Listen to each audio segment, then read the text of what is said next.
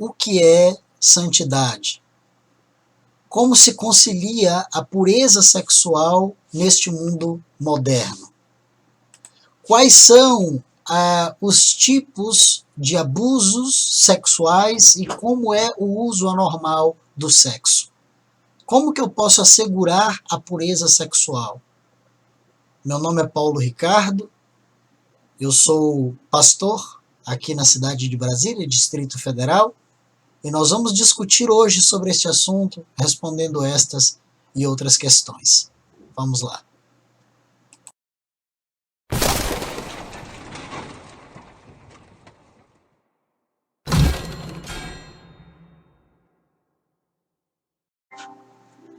Olá, pessoal! Mais uma vez nós estamos aqui. Obrigado pela paciência que vocês têm tido aí de me acompanhar semanalmente. Agradeço de coração. Na live da semana passada nós estivemos aqui falando um pouco sobre o namoro do cristão.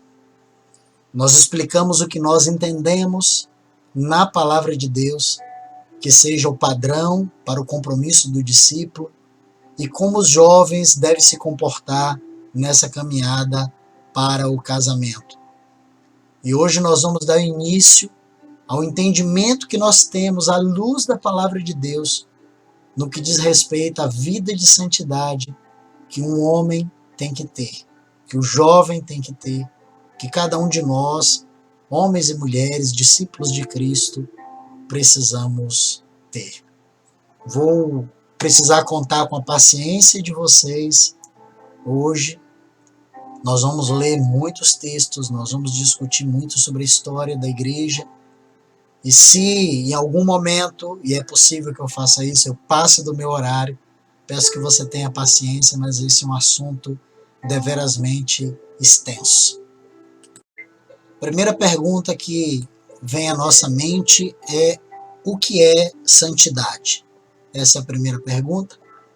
E para responder essa pergunta, nós vamos ler 1 Tessalonicenses, capítulo 4, versículos de 3 a 7. Diz assim: pois esta é a vontade de Deus. Qual a vontade de Deus?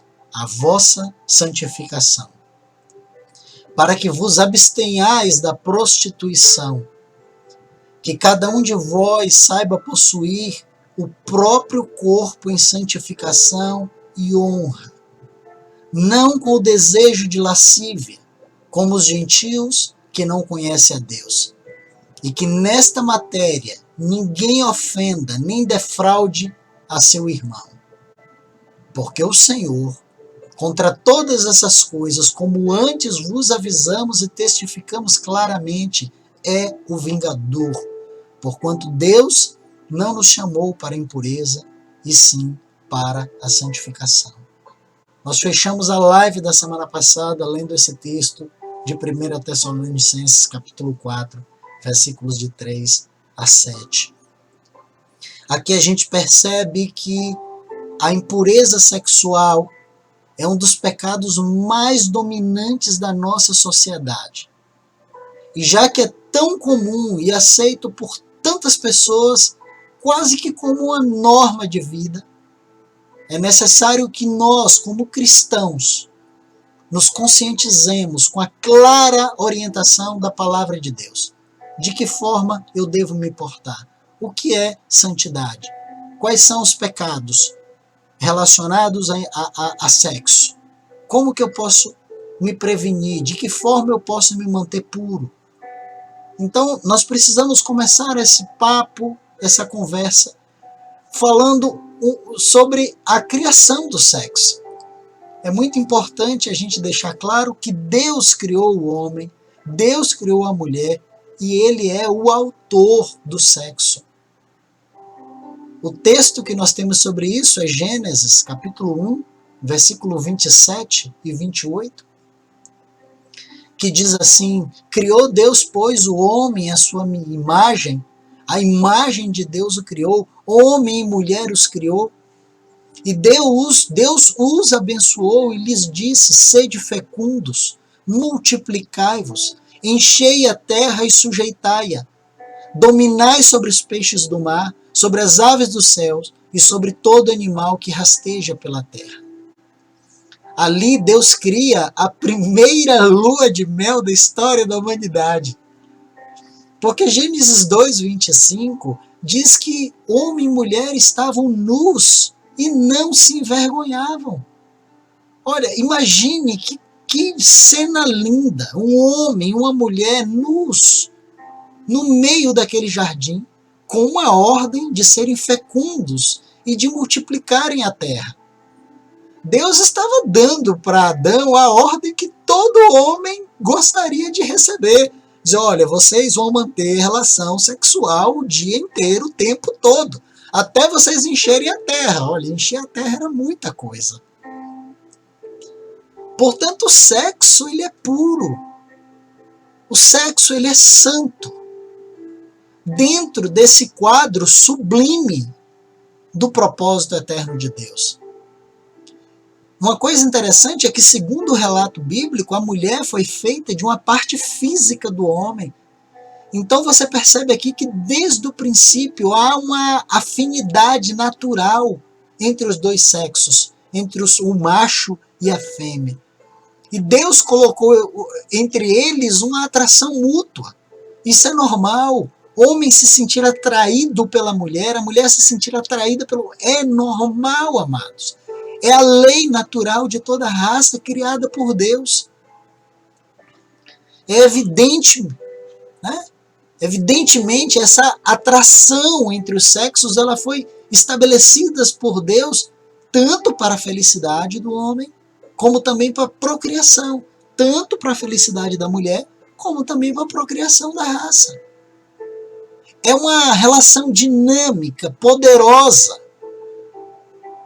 mas ela precisa ser cuidada para que seja evitado abusos e consequências muito tristes. Por isso Deus estabeleceu limites muito claros e que nós devemos respeitar esses limites de uma forma inquestionável. Eles não estão na mesa para serem discutidos. Eles estão para serem obedecidos. Um ponto que a gente entende aqui, que é o princípio estabelecido por Deus, é que as relações sexuais, elas são reservadas unicamente para a vida matrimonial. E eu vou repetir isso, as relações sexuais são reservadas unicamente para a vida matrimonial. O texto de Gênesis, que nós acabamos de ler, ele nos faz concluir que essa relação normal, ela é uma relação de monogamia, um homem com uma mulher. Além disso, é uma relação indissolúvel, vitalícia. Em outro momento, eu quero conversar com vocês sobre qual é o entendimento que a palavra traz a respeito do divórcio. Malaquias fala que Deus abomina o divórcio. Então o casamento ele é indissolúvel. Ele é vitalício. E dentro do matrimônio, dentro desse casamento que é indissolúvel, a relação sexual ela é pura. Ela é normal, ela é prazerosa, ela é gostosa, ela é legítima, ela não é suja. Qual é o texto que nós temos sobre isso, Paulo? 1 Coríntios, capítulo 7, versículos de 2 a 5. O texto de 1 Coríntios diz assim: mas, por causa da impureza, cada um tenha a sua própria esposa. Não é a esposa de qualquer um, é a sua própria. E cada uma o seu próprio marido. E o marido conceda à esposa o que lhe é devido, e também semelhantemente a esposa ao seu marido. A mulher não tem poder sobre o seu próprio corpo, e sim o marido, e também semelhantemente o marido não tem poder sobre o seu próprio corpo, e sim a mulher. Não vos priveis um ao outro, salvo talvez por mútuo consentimento por algum tempo, para vos dedicardes à oração, e novamente vos ajuntardes, para que Satanás não vos tente por causa da incontinência. Amados, esse texto de 1 Coríntios, ele é riquíssimo. E eu quero explorar alguns pontos aqui desse texto. Primeiro que ele diz que por causa da impureza, cada um tenha a sua própria esposa e cada mulher tenha o seu próprio marido. Então para de ficar olhando a mulher dos outros. Porque a Bíblia diz que você tem que ter a sua própria esposa. O segundo ponto interessante aqui é que ele diz que o marido tem que conceder à esposa o que é devido e a esposa tem que, semelhantemente, também conceder ao marido o que lhe é devido. E o que é devido ao marido? O corpo dela. E o que é devido à esposa? O corpo dele. Por isso que ele diz que a mulher não tem poder sobre o seu próprio corpo, e sim o marido. Então, se o marido ele quer sexo, a mulher não pode negar isso para ele, porque o corpo dela pertence a ele. Se a mulher ela precisa e ela quer ser satisfeita sexualmente, o marido não pode negar isso, porque o corpo dele pertence a ela. E por isso ele diz aqui, não vos priveis um ao outro. A esposa não pode privar o marido da relação sexual, nem o marido pode privar a esposa. Aqui não cabe aquela jogatina miserável, diabólica, de fazer greve de sexo. De dizer, olha, ou você me dá isso, ou você concorda comigo, ou hoje não tem nada. A palavra diz, não vos priveis um ao outro. Porque o sexo ele é lindo, ele é belo dentro do casamento. Um outro texto que eu queria trazer para vocês, que eu amo esse texto, é Provérbios capítulo 5, dos versículos 15 ao 20.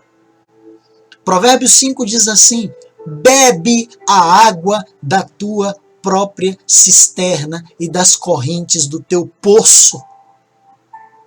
Eu tenho que beber a água da minha cisterna. E ele ainda continua dizendo, derramar-se-iam por fora de tuas fontes e pelas praças os ribeiros de águas. A minha água eu vou permitir que ela seja derramada por aí? E ele continua dizendo, sejam para ti somente e não para os estranhos contigo. A água da minha fonte, a fonte é a minha esposa, e a água da minha esposa ela é só para mim. Ela não pode ser cedida, concedida, permitida para outros, para estranhos. E ele continua ainda dizendo, seja bendito o teu manancial e alegre-te com a mulher da tua mocidade. Corça de amores e gazela graciosa, sacie-te os seus seios em todo o tempo. É uma vez por semana? É 2 vezes por semana? É todo o tempo. Eu tenho que me saciar nos seios da minha esposa. Eu tenho que me embriagar nas carícias dela. E ele continua, por que, filho meu, andaria cego pela estranha e abraçaria o peito de outra? Aqui a gente percebe que cada homem tem que ter a sua própria esposa. A menos que Deus tenha lhe dado o dom de você ficar longe de mulher, o dom da continência, né? Mas você tem que ter a sua própria esposa e você tem que se conformar e se limitar estritamente a ela no que diz respeito a contato sexual. O corpo da minha esposa está sobre a minha posse, o meu corpo está sobre a posse dela.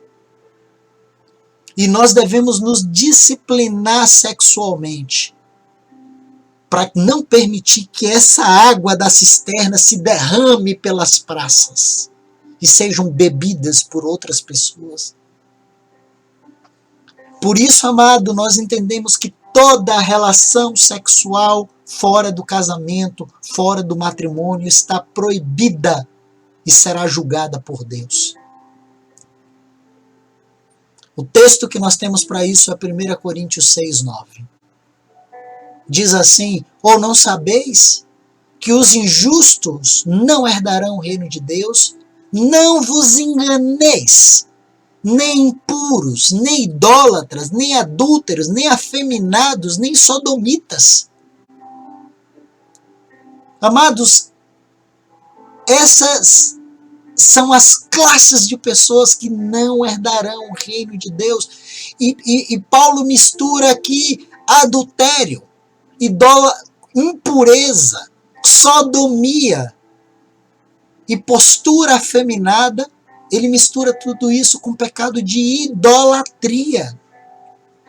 E eu vou explicar para você por que isso está associado. Por que Paulo associa para os coríntios impureza sexual com idolatria?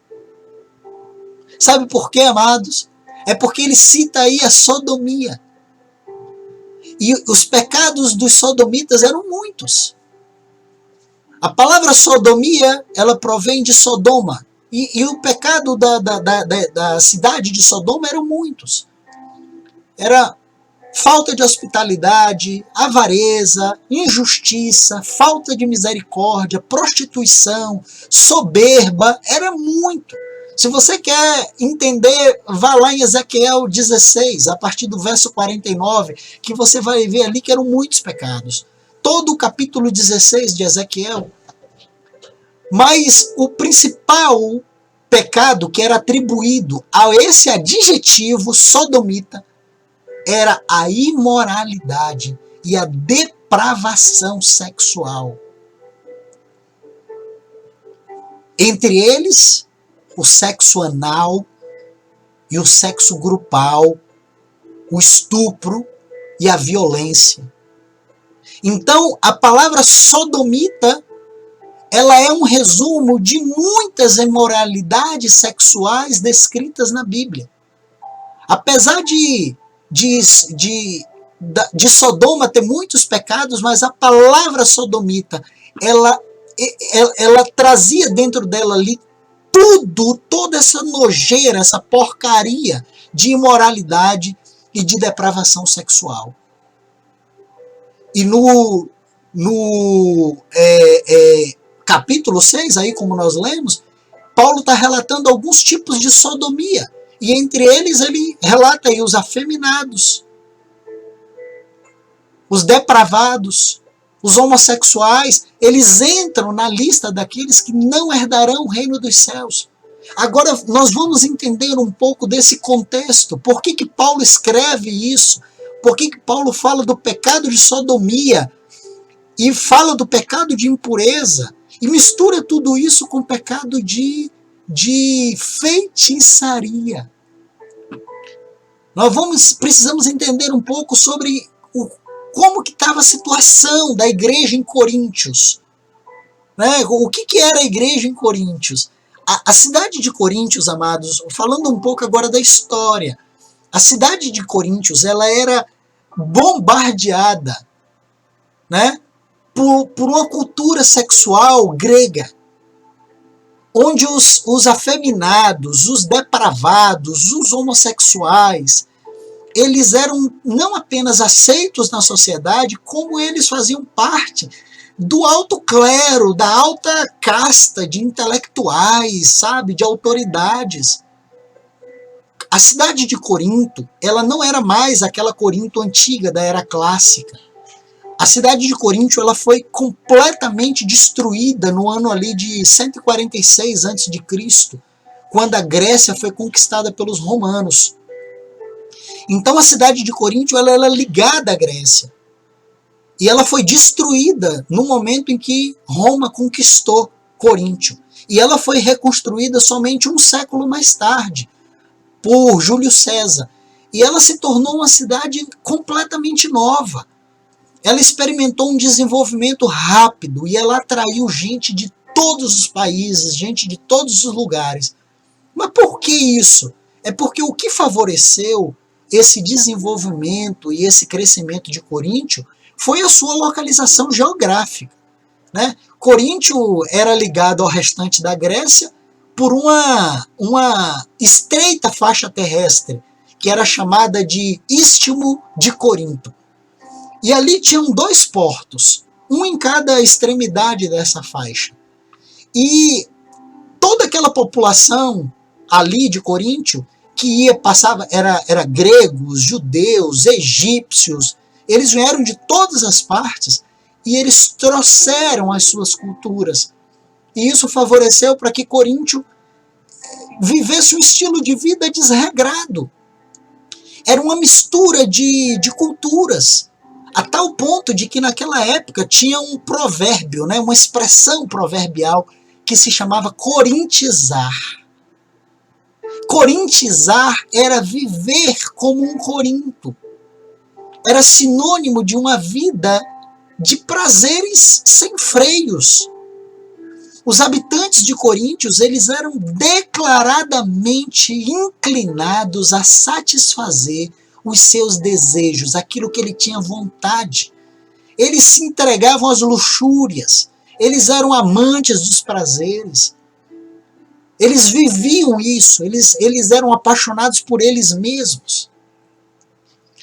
Interessante que uma das características dos coríntios é que eles não reconheciam ninguém acima deles, nem os homens, nem a lei. A única coisa que tinha acima deles eram os desejos deles. Em Corinto tinha um templo. Por isso que Paulo associa todos esses pecados sexuais com feitiçaria, porque em Corinto tinha um templo de Afrodite, que era considerada a deusa do amor. E segundo os historiadores, ao redor desse templo de Afrodite, haviam casas ali adornadas, né, pintadas, que moravam as sacerdotisas da divindade Afrodite. E elas se entregavam ali aos visitantes em prostituição após o término de cada culto. Há relatos na história que afirmam que haviam ali mais de 1000 prostitutas exercendo essa profissão de meretrizes de Afrodite. E era muito comum o relacionamento sexual com essas sacerdotisas. Isso não era escandaloso aos olhos daquela época, nem aos olhos dessa nova comunidade cristã que tinha nascido ali.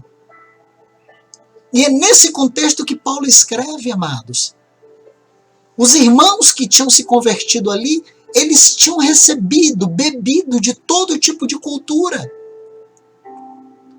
De cultura grega, de cultura romana. E Paulo escreve essa carta para uma igreja que vem de uma inserção num contexto cultural de depravação e impudicícia. Muitas dessas sacerdotivas, elas se prostituíam à luz do dia. E a comunidade aceitava isso. Fazia parte daquela cultura do templo lá de Afrodite. E quando eles se convertem, Paulo escreve uma carta marcada por uma intensa vontade de edificar aquela comunidade ali na cidade de Corinto, para que eles vivessem longe dessa prática de pecado. Paulo queria que eles fossem uma igreja viva, sensível ao sopro do Espírito Santo, com experiências espirituais, mas eles estavam dentro de um contexto cultural muito atraente e muito tentador. Na igreja de Corinto, as fronteiras entre o mundo e as coisas celestiais não estavam muito bem claras. E ali acontecem dúvidas éticas. Sabe por quê? Porque os coríntios, eles compartilhavam dos valores morais da sociedade dominante. Eles estavam envolvidos nesses conflitos entre igreja e sociedade. Por isso que Paulo escreve, Paulo diz assim: eu não acredito que vocês estão permitindo que um homem mantenha relação sexual com a mulher do seu próprio pai. Mas é porque para eles aquilo não era algo assim tão agressivo. Os coríntios eram novos na fé e eles ainda estavam nesse desenvolvimento de um caráter cristão. E eles ainda estavam cruzando essa fronteira mal formada entre igreja e sociedade. Por isso que Paulo é enfático com eles. insiste que a igreja tem que traçar essa linha divisória. Daqui para lá é pecado, é mundo. Daqui para cá é igreja, é vida de Cristo. Paulo precisava explicar para eles qual era a diferença entre o aceitável e o inaceitável. Por exemplo, na conduta sexual. Eu não culpo a igreja de Coríntio por todos aqueles pecados que a igreja acabou permitindo, fazia parte da cultura daquela sociedade. Havia ali uma mistura de cultura grega e romana. E vou explicar um pouquinho para vocês. Na cultura grega, havia uma ênfase muito grande na beleza. E a beleza masculina e feminina ela era apreciada de uma forma assim absurda. Ao ponto de que a nudez ela era enfatizada, porque a beleza tem que ser enaltecida. E isso acabou gerando uma cultura de orientação bissexual na sociedade grega, né? E também de uma cultura homossexual, e elas floresceram ali, a bissexualidade com a homossexualidade, no meio de uma cultura heterossexual. A prostituição ela era bem-vinda não apenas do lado da mulher, mas na cidade de Atenas, por exemplo, os homens adultos eles tinham o direito constitucional de se prostituírem. E os adolescentes, se eles quisessem seguir o rumo da prostituição, por exemplo, os adolescentes pobres, eles iam servir a homens ricos e velhos por sexo, em troca de moradia e educação. Era a oportunidade de uma educação, de uma vida melhor. Isso na cultura grega e na cultura romana, a prostituição ela também era forte. A cultura era tão forte de que a prostituição ela era praticamente não apenas aceitável, como ela era incentivada. Se a mulher não satisfizesse o seu marido, o marido tinha o direito de buscar satisfação com prostituta. Para quê? Para que ele não venha perturbar outros casamentos e contrair amantes. Então é no meio dessa cultura que Paulo escreve. E aí Paulo escreve, vamos lá, 1 Coríntios capítulo 6, dos versos 13 ao 20. Diz assim: os alimentos são para o estômago e o estômago para os alimentos, mas Deus destruirá tanto estes como aquele. Porém o corpo não é para a impureza, mas para o Senhor, e o Senhor para o corpo. Deus ressuscitou o Senhor e também nos ressuscitará a nós pelo seu poder. Não sabeis que os vossos corpos são membros de Cristo? E eu, porventura, tomaria os membros de Cristo e os faria membros de meretriz? Absolutamente não! Ou não sabeis que o homem que se une à prostituta forma um só corpo com ela? Porque, como se diz, serão os dois uma só carne. Mas aquele que se une ao Senhor é um espírito com ele. Fugir da impureza. Qualquer outro pecado que uma pessoa cometer fora do corpo, mas aquele que pratica a imoralidade peca contra o próprio corpo. Acaso não sabeis que o vosso corpo é santuário do Espírito Santo que está em vós, o qual tendes da parte de Deus, e que não sois de vós mesmos? Porque foste comprado por preço. Agora, pois, glorificai a Deus no vosso corpo. Paulo traz aqui 3 ensinos importantes. O primeiro ensino, Paulo diz que o nosso corpo, ele é do Senhor. Nosso corpo é do Senhor. O segundo ensino que Paulo traz aqui é que os nossos corpos são membros do corpo de Cristo. Paulo diz que qualquer outro pecado é fora do corpo, mas quem comete a prostituição, a impureza, peca contra o próprio corpo. Não é o próprio corpo da pessoa, é o corpo de Cristo. Então Paulo ensina que o nosso corpo é do Senhor, e depois Paulo ensina que nós somos membros do corpo de Cristo. Quem se prostitui, prostitui a igreja. Quem cai em pecado, leva a igreja junto. porque o pecado de impureza é um pecado contra o corpo de Cristo. E o terceiro ensino que Paulo traz aqui é que os nossos corpos são templos do Espírito Santo. Não é nosso. Então, a chave, ela está no versículo 18. Paulo diz, fuja da impureza. Amados, fugir da impureza. Mas fugir do quê? Fuja do ato, fuja da ocasião, fuja da oportunidade, fuja do pensamento, fuja da intenção, fuja dos lugares que te conduzem à tentação, fuja das amizades que te incentivam, fuja de qualquer outra coisa que promova a imaginação, fuja do que te leva a ceder. Fuja das revistas, fuja dos livros, fuja dos filmes pornográficos, fuja dos filmes sugestivos, das novelas, dos programas de TV, fuja das vestimentas sugestivas, das conversas de duplo sentido, fuja da impureza.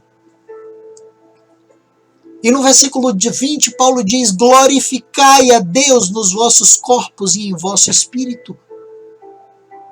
Agora, depois que você enxerga esse panorama dessa cultura sexual grego-romana, você começa a ter uma noção do contexto das igrejas atendidas por Paulo nas suas cartas.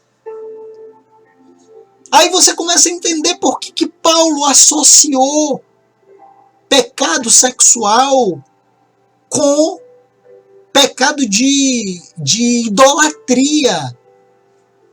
É por causa do templo, da prostituição que acontecia ali no templo de Afrodite.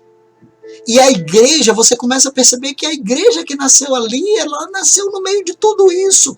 E não foi só Coríntio que sofreu com essa influência grego-romana. Na igreja em Éfeso também não foi diferente. Em Éfeso havia o templo da deusa Diana. Vocês conhecem a história. A deusa Diana, ela era cultuada no mundo grego-romano. Só que, de acordo com a maioria dos estudiosos, a deusa, o nome Diana, ela era a designação latina da mesma divindade conhecida pelos gregos como Artemis ou Ártemis. Então os gregos cultuavam Ártemis e os romanos cultuavam Diana, mas eram a mesma pessoa, a mesma divindade. E na Grécia ela era reverenciada como a deusa da lua, a deusa dos animais, a deusa da natureza, a deusa da caça. Ela era considerada a protetora dos caçadores, a divindade protetora dos caçadores. Mas os romanos conheciam Diana como a deusa da fertilidade e da maternidade. Os historiadores conseguiram imagens recuperadas, né, de esfinges da deusa Diana na região antiga da cidade de Éfeso. E ela traz sobre o seu tórax um conjunto de mais de 20 mamas, que é para simbolizar, transmitir claramente a ideia, né, de fertilidade. E o templo da deusa Diana, em Éfeso, ela era uma das 7 maravilhas do mundo antigo. A sua estrutura, ela se erguia sobre mais de 100 colunas maciças. Muitas delas até esculpidas com detalhes em mármore. E ali também haviam sacerdotisas servindo no templo, e sacerdotes eunucos. A maioria desses sacerdotes eram homossexuais ou eles eram afeminados. E as suas sacerdotisas eram prostitutas, que cuidavam ali do lugar, mas ela recebia as oferendas, mas elas realizavam rituais religiosos. E dentre esses rituais religiosos, o culto à deusa Diana, ela incluía muita prostituição cerimonial, porque ela representava ali maternidade e fertilidade. E aí Paulo escreve para os Éfesos, está lá em Efésios 5, do 3 ao 5, Paulo escreve para eles dizendo assim, que não haja entre vocês imoralidade sexual, impureza ou ganância. Esses pecados não têm lugar no meio de um povo santo. As histórias obscenas, as conversas tolas e as piadas vulgares não são para vocês. Em vez disso, sejam agradecidos a Deus. Podem estar certos de que nenhum imoral, ou impuro, ou ganancioso, que é idólatra, herdará o reino de Cristo e de Deus. Na igreja em Colossenses também foi a mesma coisa. Paulo também enfrentou essa luta contra uma cultura de imoralidade sexual. Colossenses capítulo 3, versículos 5 e 6, Paulo diz assim, fazei, pois, morrer a vossa natureza terrena, prostituição, impureza, paixão lasciva, desejo maligno e avareza, que é idolatria. Paulo sempre associando tudo isso com idolatria. E Paulo diz, pois estas coisas é que vem a ira de Deus sobre os filhos da desobediência. Aos Hebreus, Paulo também fala ali, Hebreus 13:4. Paulo diz, digno de honra, seja entre todos seja o matrimônio, bem como o leito sem mácula, o leito sem pecado, a cama sem pecado. Porque Deus julgará os impuros e os adúlteros. Amados, por que eu trago tudo isso? Por quê? É porque eu tenho entendido, nós temos entendido que nós, a igreja do século XXI, nós temos também hoje o nosso templo de adoração a deuses. Muito maior do que os templos antigos de Diana, de Artemis, de Afrodite ou de qualquer outro. Se você acha que as cidades de Sodoma e Gomorra estavam carregadas de pecado e de toda sorte de sodomia possível, é porque você ainda não se deu conta do nosso templo de adoração.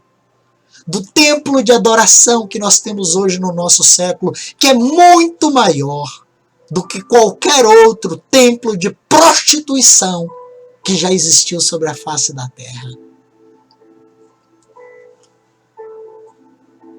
A igreja ali de Coríntios tinha o templo de Afrodite, a igreja de Éfeso tinha o templo de Diana, cada um tinha os seus templos, nós temos o nosso.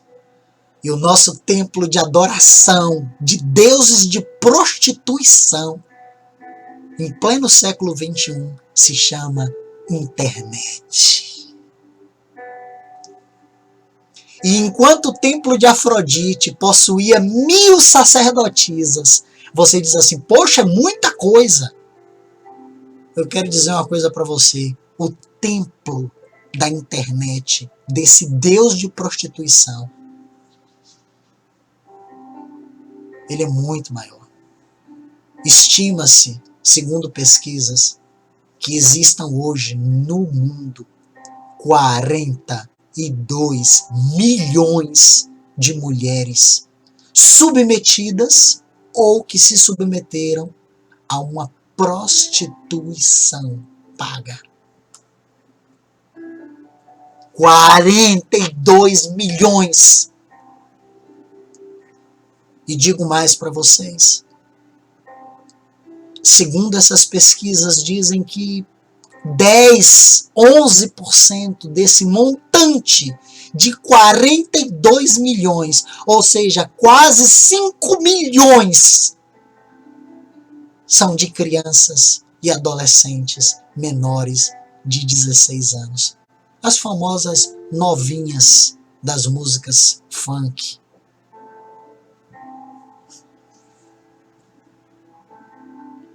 Esse templo de adoração, de espíritos de prostituição,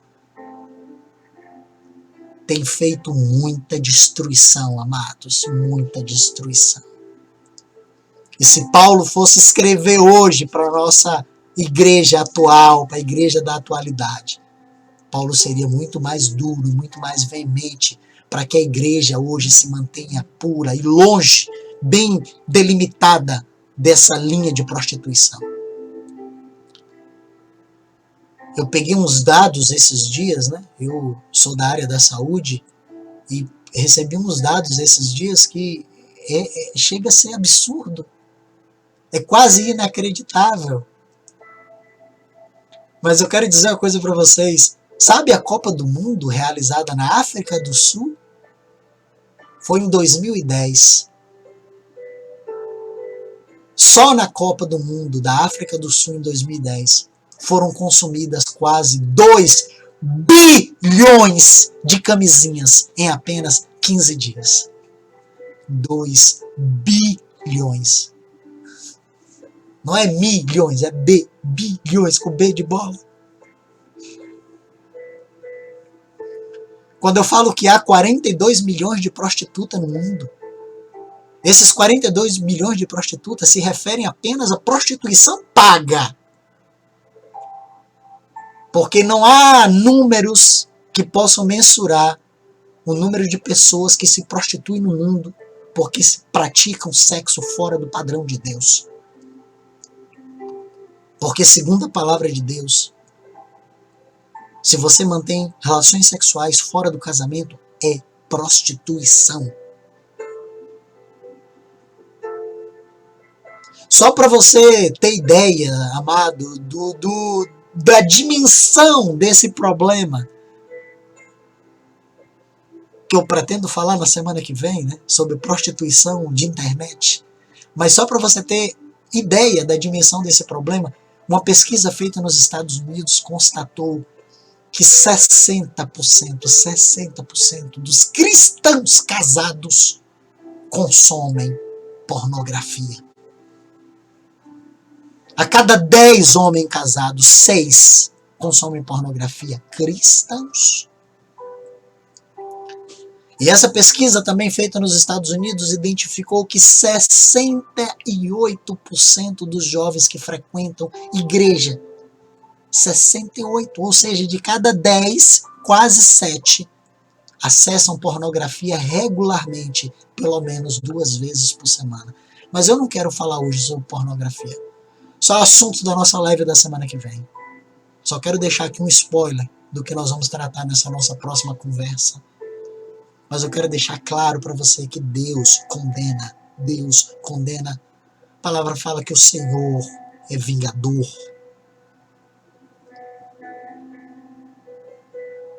Não há espaço, amados, no reino de Deus para impuros, para quem quer viver na prostituição, para quem quer viver na lascívia, para os sodomitas. Aí você vai me perguntar, e o que é um sodomita? Sodomita é toda relação sexual abusiva e anormal. E Deus condena toda relação abusiva e anormal. Romanos capítulo 1, versos 24 a 32 diz isso.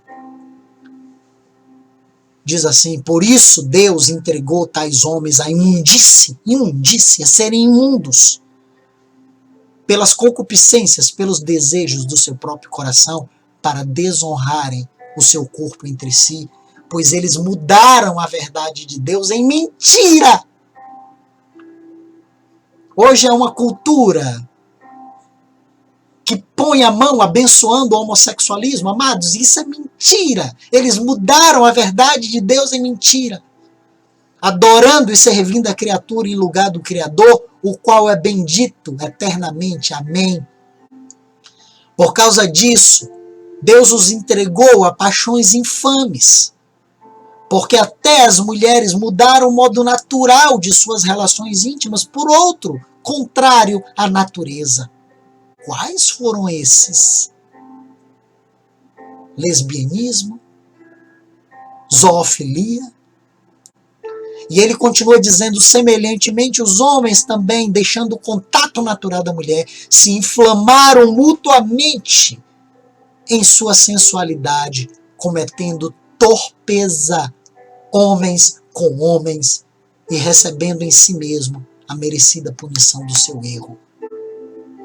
E por haverem desprezado o conhecimento de Deus, o próprio Deus os entregou a uma disposição mental reprovável, para praticarem coisas inconvenientes, cheios de toda injustiça, malícia, avareza e maldade, possuídos de inveja, homicídio, contenda, dolo e malignidade, sendo difamadores, caluniadores, aborrecidos de Deus, insolentes, soberbos, presunçosos, inventores de males, desobedientes aos pais, insensatos, pérfidos, sem afeição natural e sem misericórdia.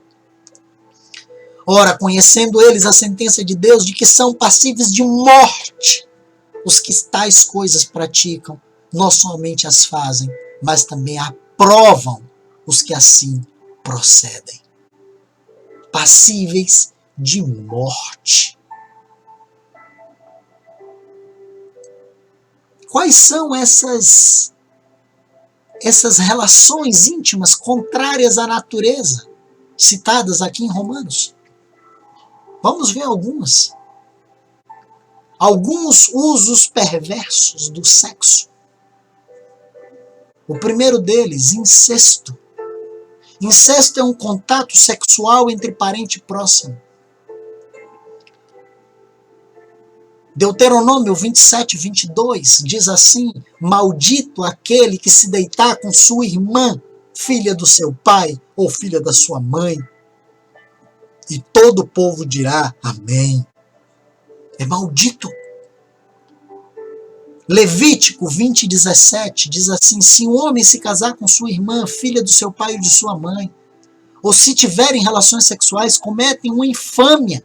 Ambos serão eliminados do meio do povo à vista de todos.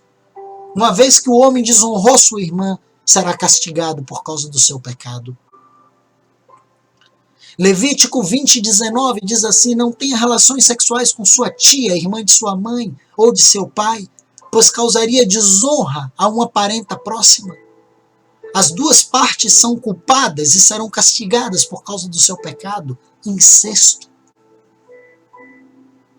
Outro uso perverso do sexo, o homossexualismo.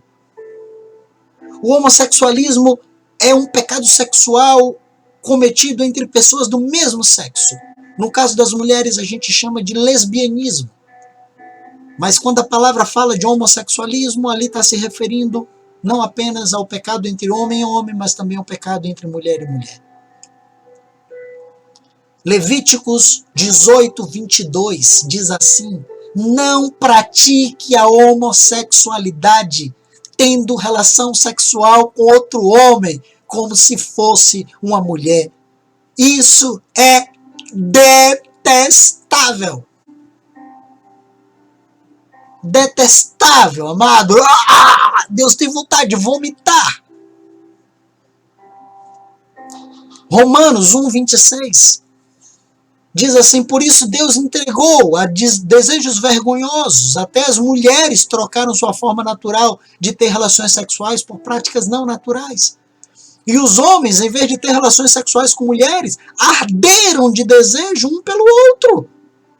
Homens praticaram atos indecentes com outros homens. E em decorrência desse pecado, sofreram em si mesmo o castigo que mereciam. Outro pecado sexual, masturbação. A masturbação, ela é a autoexcitação a fim de produzir orgasmo.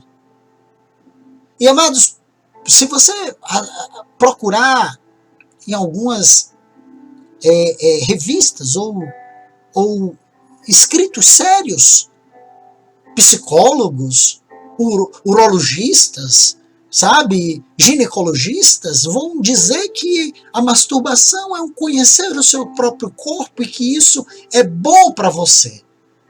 Mas ela é baseada no egoísmo, não cumpre o propósito puro do sexo e vem acompanhado de pensamentos impuros.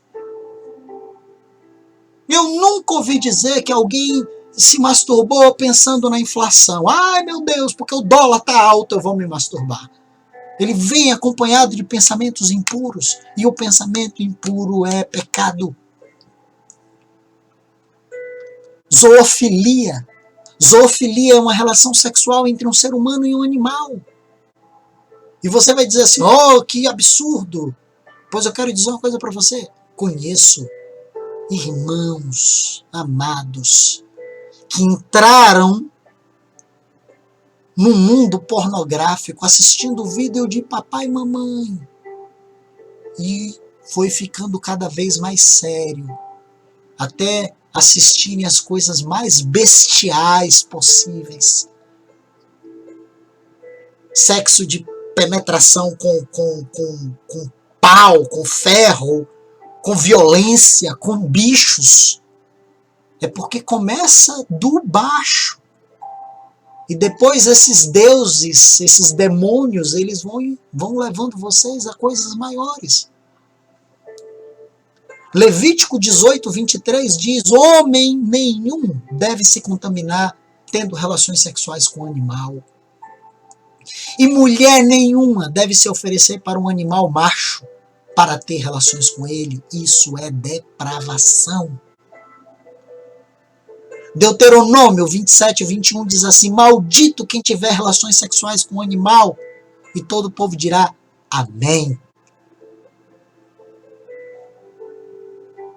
Outra relação estranha é a sodomia.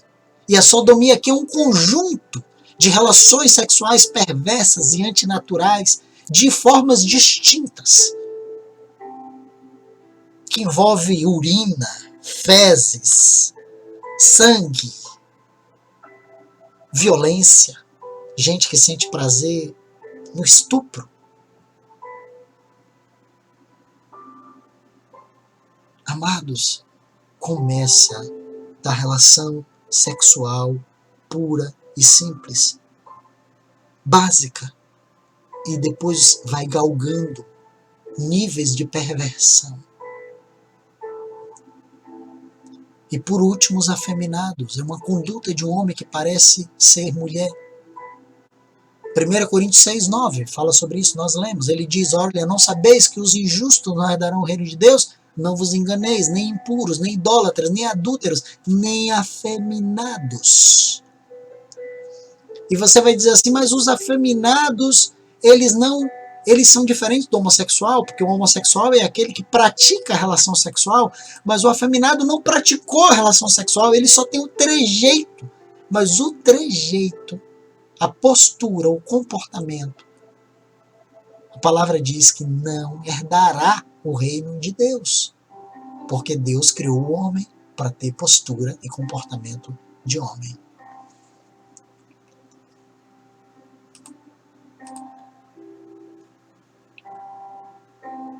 Aí as pessoas me perguntam assim, por que você está falando apenas desses pecados do mundo aí, esses pecados desgraçados, miseráveis, grandes demais?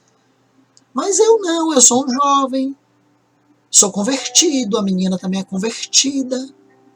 Eu não posso ter um contatinho com ela, um agarro, tocar nos seios dela, na perna, na genitália, ela tocar em mim, assim, de leve, por cima da roupa. Amados, os impuros não herdarão o reino dos céus. Os impuros. Se faltou pureza na sua relação sexual entre qualquer pessoa que não é casada é proibida por Deus.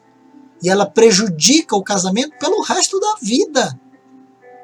Nós já acompanhamos casais que tiveram pesos de consciência e traumas para o resto da vida, por conta de uma conduta, de uma postura de impureza, que às vezes tem repercussão até nos filhos.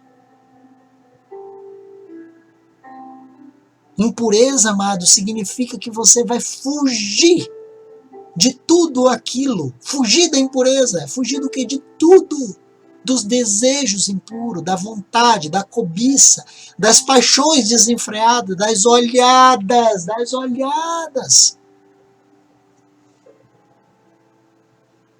Mateus 5, 27 e 28 diz assim, ouviste o que foi dito, não adulterarás. Eu, porém, vos digo, qualquer um que olhar para uma mulher com intenção impura no coração já adulterou com ela. olhou, amados, com intenção impura, já cometeu o pecado de adultério. A igreja, ela tem o dever, a obrigação de se manter pura. Se tem um povo sobre a face da terra que tem que ter pureza, é a igreja. Apocalipse capítulo 22 diz que o sujo tem que continuar se sujando. O porco tem que continuar se emporcalhando na lama. Mas diz que o santo tem que continuar se santificando. E nós fomos santificados por Cristo. Então nós precisamos desenvolver essa santificação todos os dias. E se necessário for, nós precisaremos disciplinar os que caíram nesses pecados.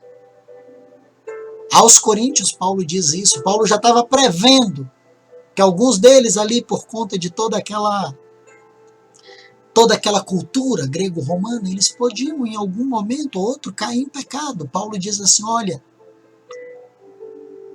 1 Coríntios capítulo 5, do verso 1 ao 13, Paulo diz assim, geralmente, ou seja, acontecia muito, viu, amados? Geralmente, acontece muito. Paulo diz, geralmente, se ouve que há entre vós imoralidade. Ou seja, era normal ter imoralidade ali naquele povo. E Paulo diz imoralidade tal, como nem mesmo entre os gentios, isto é, haver quem se atreva a possuir a mulher do seu próprio pai.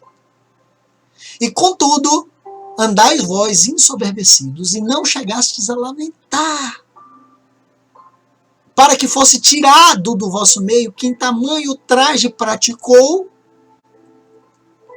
Eu, na verdade, ainda que ausente pessoa, mas presente em espírito, já sentenciei, como se estivesse presente, que o autor de tal infâmia seja em nome do Senhor Jesus, reunidos vós e o meu espírito com o poder de Jesus nosso Senhor, oh Jesus, entregue a Satanás para a destruição da carne, a fim de que o espírito seja salvo no dia do Senhor Jesus. Entregue a Satanás. E Paulo continua, não é boa a vossa jactância. Não é boa. Vocês não sabem que um pouco de fermento leveda toda a massa? Lançai fora o velho fermento para que sejais nova massa, como sois de fato sem fermento. Pois também Cristo, nosso Cordeiro Pascal, foi imolado. Por isso celebremos a festa não com o velho fermento, nem com o fermento da maldade e da malícia, mas sim com os asmos da sinceridade e da verdade. Já em carta vos escrevi que não vos associasseis com os impuros. Refiro-me com isso não propriamente aos impuros deste mundo, ou aos avarentos, ou aos roubadores, ou idólatras, porque nesse caso vocês teriam que sair do mundo. Mas agora eu vos escrevo que não vos associeis com alguém que, dizendo-se irmão, for impuro, ou avarento, ou idólatra, ou maldizente, ou beberrão, ou roubador, com esse tal, nem ainda comais. Pois com que direito haveria eu de julgar os de fora? Não julgai vós os de dentro. Os de fora, porém, Deus os julgará. Expulsai, pois, de entre vós o malfeitor. Sabe por quê? Paulo manda expulsar do meio da igreja quem estava praticando esses pecados pesados. Porque Paulo diz, não sabeis que um pouco de fermento leveda toda a massa? Amado, um comportamento errado, uma postura, um pecado que não foi corrigido pela igreja, faz com que todo mundo olhe e diga assim, olha, se ele pode, eu também posso. E de repente toda a massa está levedada. Nós devemos ser realistas, devemos ser sábios, nos colocar diante da necessidade dos irmãos, entendermos os jovens, entendermos que eles passam por tribulações, entendermos as angústias que eles passam. Nós precisamos entender, eu entendo, eu já fui jovem, eu sofri também muito. Mas eu me mantive firme, Entre a minha conversão e o meu casamento foram 8 anos lutando contra as oportunidades, contra o pecado. Mas eu me mantive santo, me guardando.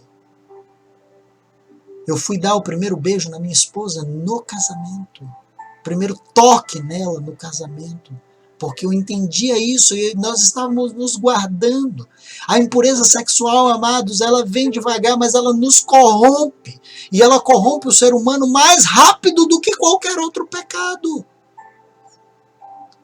Porque a mentira, você mente uma vez, você mente outra, é tudo mentira. Mas o pecado sexual não, ele começa com um pecado assim mais brando, você olhando a menina que está passando. De repente você assiste um filme que tem uma cena lá de sexo. Aí de repente você já está indo procurar.